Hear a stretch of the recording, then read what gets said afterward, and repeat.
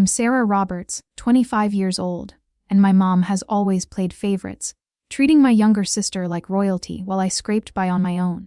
I'd built up my savings working as a remote programmer in Denver, grinding through late nights to afford a decent life. But when my sister racked up the 15,000 in debt from reckless spending, my mom showed up at my door demanding I cover it. "Family sticks together," she said, her voice sharp, like it was my duty to bail them out again. I refused flat out, telling her I'd earned that money the hard way and wouldn't hand it over. Her face twisted in anger, and she stormed off, slamming the door behind her. That night, while I slept, she snuck back in with the spare key I'd forgotten to take back. The next morning, my phone buzzed with bank alerts. My credit card drained. Savings wiped out on payments for my sister's mess. I stared at the screen, heart pounding, but I stayed silent. No calls, no confrontation. Just plan my next move. What happened after exposed their scheme, turned the tables, and left them facing consequences they never saw coming. If you've ever felt trapped by family demands, you won't believe how this unfolds. Drop in the comments what's the wildest thing a family member has demanded from you. Let's see how many can relate. That morning, I woke to my phone buzzing with bank alerts. I grabbed it, still half asleep, and logged into the app. My credit limit was maxed out, the 15,000 gone in overnight charges. The transactions listed payments to credit companies, all tied to my sister's debts. My stomach twisted as I scrolled through them, each one a punch to the gut. How had this happened? I remembered the spare key I'd given Mom years ago, the one she still had. She must have come back after our argument. My hand steadied as I dialed her number, the anger building with each ring. She picked up sounding casual like nothing was wrong. "Morning, Stacy. Sleep well," I cut straight in, voice low but firm. "You took my credit card and drained my savings for Misty's debts." Silence stretched. Then she sighed, not even denying it. "You were being stubborn. Misty needed help, and family steps up. You'll get over it once you see her back on track." Her tone dripped with that familiar manipulation like she was doing me a favor. I gripped the phone tighter, the betrayal hitting hard. "That's theft, Mom. You broke into my place." She laughed lightly, brushing it off. "Don't be dramatic, it's not like I stole from a stranger. Cancel the charges if you're so upset. But the payments are already processed." I hung up before she could twist it more, my mind racing. This wasn't just about the money anymore. It was years of favoritism boiling over. I needed advice. So, I texted Lori Patterson, my best friend since college. We met at a coffee shop downtown, the Rocky Mountains visible through the window. She listened as I explained the alerts and the call, her eyes widening. "That's insane, Stacy." She crossed a line. I nodded, the shock fading into resolve. Lori leaned forward. "Practical as always. Don't react yet. Gather evidence first. Security footage from your building. Those transaction details." Then hit her with facts. We spent the next hour planning, her words grounding me. By the time we left, I felt ready to fight back. Step by step, back at my place. I pulled up the building's security app on my laptop. The footage from last night showed Mom slipping in through the side door around midnight, her face half hidden under a hood, then leaving 30 minutes later with what looked like a small bag. My pulse quickened as I saved the clip, the grainy image making it all too real. This was solid proof she'd entered without permission. Next, I dug into my email for the bank statements, printing out the transaction logs with timestamps matching the video. Each charge linked directly to Misty's creditor accounts. No ambiguity there. I even found old texts from Mom over the past week pressuring me about the debt. One reading, "Misty's in deep. You can't let her drown." Those would tie her motive together. With the files organized in a folder, I felt a surge of control. The initial shock from the call giving way to sharp focus. Lori stuck around, helping me label everything methodically. "This is airtight," she said, her voice steady as she cross-referenced the dates. We wrapped up by early afternoon. My desk cluttered with papers and the laptop screen frozen on Mom's exit. That's when I decided to loop in my dad, Curtis Roberts. He'd moved to a small town outside Denver after the divorce, keeping his distance from Mom's chaos. I hadn't talked to him much lately, but he knew her patterns better than anyone. His phone rang twice before he answered. His tone warm but cautious. Stacy. Everything all right? I laid it out quick, skipping the emotional buildup. Dad.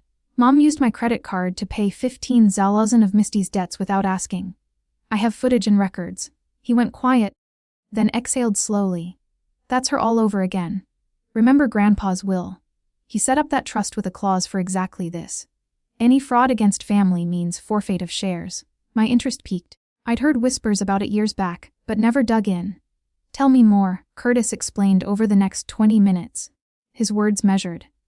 Grandpa had divided his estate evenly, but buried in the fine print was protection against financial harm to kin. Designed after spotting Mom's habits during his last years, her shares sat at a $180,000. Misty's at $45,000. Both locked until certain ages if convicted.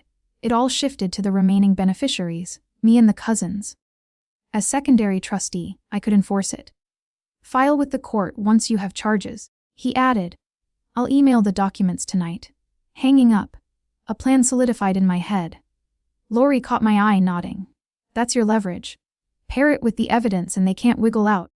We reviewed the trust papers he sent later that evening, her questions sharpening my strategy. By nightfall, the folder felt like a weapon, ready for the next push. With the folder ready, I headed to the local police station in downtown Denver. The building stood stark against the mountain backdrop, and I walked in with Lori by my side for support.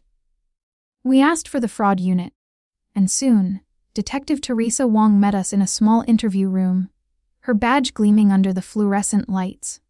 She listened intently as I laid out the sequence, starting with the unauthorized charges and showing her the printed statements. This looks serious, she said, flipping through the pages, her expression turning professional. I played the security footage on my phone, zooming in on Mom's figure entering and exiting my apartment. Teresa nodded, taking notes. Clear entry without permission timed with the transactions, that's strong. She asked about family ties, and I explained the favoritism. How Mom always bailed Misty out while leaving me to fend for myself. Lori chimed in occasionally, confirming details from our planning session. By the end, Teresa assured us she'd open a case, request full bank records, and schedule interviews. We'll contact your mother soon, she added, handing me a case number. Leaving the station, a mix of relief and nerves washed over me, the weight of escalation hitting full force. 2 days later, my phone rang with an unfamiliar number. It was Jeremy Vaughn, my sister's fiance, sounding tense. Stacy, we need to meet alone. I agreed to a neutral spot, a park near the Platte River, where joggers passed by under the clear sky. He arrived looking disheveled, hands in his pockets, and sat on a bench beside me. I didn't know about the card, he started, avoiding my eyes. Misty said you'd loan the money for her debts, that it was family help. I pressed him, and he admitted overhearing the police visit at their apartment. They questioned her yesterday. She confessed everything to me after the story spilled out. Misty had scoped my place weeks earlier during a visit, noting where I kept financial stuff. She'd pushed Mom to take the card, arguing I'd never agree outright. Texts between them planned the timing, even joking about my passive nature folding under pressure. Jeremy showed me screenshots on his phone, dates matching my footage. This isn't who I thought she was, he said, voice breaking. He had ended the engagement that morning, returned the ring amid her pleas. She's devastated. But I can't marry someone who'd scheme like that. I forwarded the screenshots to Teresa right there, strengthening the case. Jeremy left with a nod, wishing me luck. And I sat alone for a moment, the river's flow mirroring my swirling thoughts. This revelation shifted everything, turning Misty from beneficiary to active plotter. The courthouse in Denver loomed ahead as I arrived early for the hearing. I took a seat in the back row, the wooden benches creaking under the weight of anticipation. Mom and Misty entered with their lawyer, Philip Dawson, both dressed in conservative outfits that couldn't hide their strained expressions. Uncle Marvin trailed behind, his face set in determination, clearly there to play mediator. The judge called the case, and the prosecutor outlined the charges: unauthorized use of credit card leading to $15,000 in fraudulent payments. Teresa stood by presenting the evidence. We'd compiled the footage, texts, bank logs. Mom shifted uncomfortably as the video played on a screen. Her nighttime visit undeniable. When it was time, Philip stepped forward. Your Honor, my clients wish to enter guilty pleas under the agreement. The judge peered over her glasses. Proceed with allocution. Mom went first, her voice barely above a whisper. I accessed my daughter's apartment without consent, took her credit card, and made payments on my other daughter's debts, knowing she hadn't approved. The admission hung in the air, her shoulders slumping as murmurs rippled through the sparse audience. Misty followed, eyes downcast. I assisted by identifying where she kept her cards during a prior visit, and I knew the funds were taken improperly. Her words cracked, the courtroom silence amplifying her discomfort. Uncle Marvin rose during a break, approaching me in the hallway. Stacy, this has gone far enough. Drop it for the family's sake. I shook my head unmoved. They chose this path. He pressed on, arguing about healing and forgiveness, but his pleas fell flat against the facts. The judge denied his informal intervention, ruling it irrelevant. Back in session, she accepted the 3 years probation each, 200 hours community service, full restitution within 30 days and mandatory counseling, fail any term, and it's jail. Mom and Misty nodded, the reality sinking in as they signed the papers. Philip whispered to them, his strategy crumbling. Leaving the building, I caught Uncle Marvin's defeated glance, his attempt to salvage things ending in failure. The day's events sealed their accountability. The public record now etched with their actions. A week after the hearing, I met Curtis at his place on the outskirts of Denver. He had the trusty paperwork ready, his small home filled with books on estate law. We reviewed the clause in Grandpa's will, ensuring every detail matched the conviction. This triggers the forfeit, he confirmed, signing as co-trustee. I filed the notice with the court that afternoon, the clerk stamping it efficiently. The process would take about 60 days, but the intent was clear. Mom and Misty's shares would shift to me, and the cousins for financial harm to family. Curtis drove me back, his silence heavy with the family's fracture. You did what you had to, he said finally. Back home. I waited for the ripples. Mom called a few days later, her voice edged with desperation. Stacy, Philip says the trust is in jeopardy. We need to talk. I kept it brief. It's already filed. The clause applies. She begged for reconsideration, promising changes, but I ended the call. Misty texted sporadically. Vague apologies mixed with pleas for mercy. I ignored them, focusing on my routine. 2 months passed and the administrator's letter arrived, forfeit approved. Mom's $180,000 and Misty's $45,000 redistributed. The check for my share landed soon after. $140,000 deposited securely. The fallout hit them hard. Mom's employer ran a background check for her renewal certification and let her go. Setting the criminal record, she scrambled for part-time gigs. Her savings depleted from legal fees. Misty faced worse creditors anew, and with probation restricting travel, job options shrank.